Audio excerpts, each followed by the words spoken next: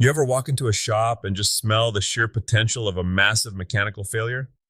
That's what an industrial auction feels like. It's a mix of adrenaline and the scent of 30-year-old hydraulic fluid. That is remarkably specific and slightly terrifying. Is that why you were circling that heavy fab auction list this morning like a hawk over a mouse? Hey, don't judge. There's a big one coming up June 24th, heavy fabrication and welding automation. Look, anyone can buy a shiny new toy with a warranty, but there is a certain rugged soul in rescuing a mid-sized automation rig. It's how you scale your throughput without handing your firstborn over to the bank as a down payment. You just have to make sure you aren't buying someone else's expensive paperweight. Right, because as is usually means good luck, you're gonna need it. But speaking of shiny new toys, I saw that Otinus Corp just dropped a fiber laser specifically for tubes and profiles. No more hacksaws and prayer for the HVAC guys? Oh, it's a whole different world, Alex. I remember standing over a cold horizontal bandsaw for 4 hours just to prep a frame. Now, this fiber laser eats through structural sections like they're warm butter. It's precision on a level that makes my old T-square look like a sharpened stick. It's part of this bigger wave. General Tool Company is expanding their Cincinnati plant right now. American manufacturing isn't just back, it's getting a serious high-tech facelift. It's interesting you say facelift because the workforce is getting one too. I was reading about this PHCC program, the Plumbing, Heating, Cooling Contractors. They're going into prisons and training inmates for 7 weeks to become technicians. Now that is the kind of news that gets my engine turning. We spend so much time talking about the skills gap like it's some mysterious fog, but those folks are actually building a bridge through it. It's not just here's a pipe wrench, go to work. They're teaching applied math and the International Plumbing Code.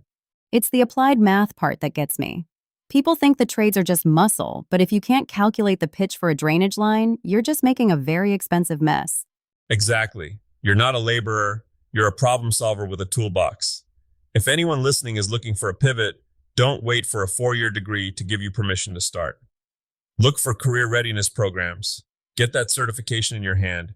It's the closest thing to a golden ticket I've seen in 20 years.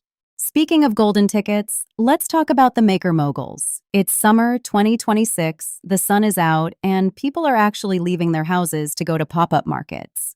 But every time I walk through one, I see makers who look like they're reconsidering every life choice they've ever made. That's the market meltdown. It usually happens because they didn't follow the 3 Ps. And the biggest one, and I have lived this nightmare, is packing logic.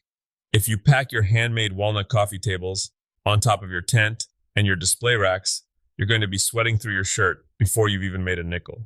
Load the tent last so it's the first thing out. It sounds so simple, yet here we are. It's a science, Alex, and price tags. If a customer has to interrupt their internal monologue to ask you how much, you've already created a barrier.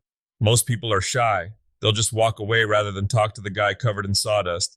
Price it clearly, make it easy, and for heaven's sake, use the tech we have. You mean the Instagram integration? I noticed you've been tagging your latest builds. Honestly, it felt like cheating at first.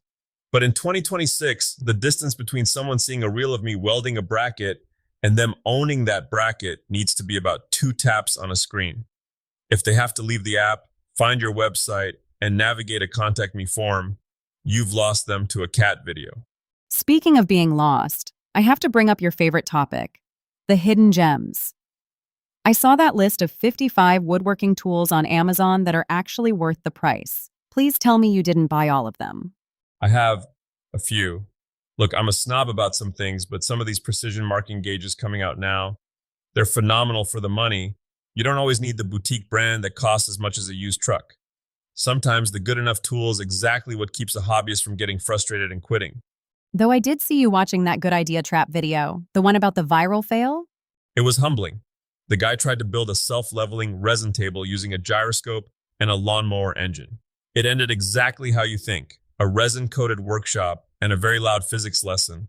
But that's the heart of it, isn't it? Every pro you see is just a beginner who didn't stop after their first 5 disasters.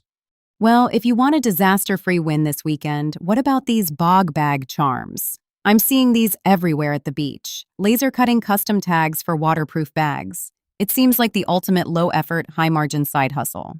It's the bread and butter project. You use the big commissions to pay the rent, but the little laser cut charms, that's the new truck money. You take a standard SVG file, tweak it, and you've got a product that sells for 20 bucks and costs you 50 cents in scrap acrylic. So, what's the big takeaway for the week, Tiger, before you head back to that auction list to go broke?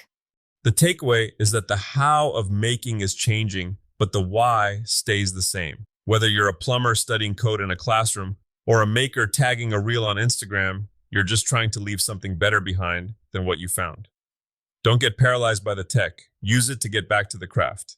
And for the love of all that is holy, don't bury your tent at the bottom of the van. A practical ending as always. Stay curious, guys. And keep building. See you in the shop.